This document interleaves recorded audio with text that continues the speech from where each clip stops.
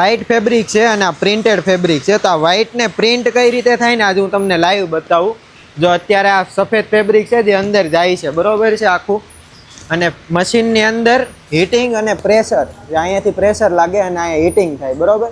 આ હીટિંગની પ્રોસેસ પછી અહીંયા કપડાની ઉપર કલર આવી જાય. જે આ પેપર ઉપર કલર હોય એ કપડા ઉપર આવે અને એની પછી તમે જે આ ડિઝાઇનિંગ વાળું કપડું જે જોવો છો ને, એકવાર તમને નજીકથી બતાવું. આ આખું કપડું તૈયાર થાય છે.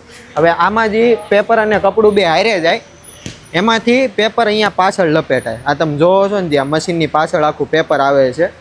હવે આ આખી પ્રોસેસમાં કેટલા જણાવે ને તમે જુઓ. ઓપરેટર, હેલ્પર, પાછળ હજી ફોલ્ડર. જો આ તમને બતાવું આખી પ્રોસેસ. આટલી પ્રોસેસ પછી આ બધું કપડું તૈયાર થાય અને આ ચેકિંગ હાલે. જો રેડી, ત્યારે આ વ્હાઇટ ફેબ્રિક આ પ્રિન્ટ થાય છે.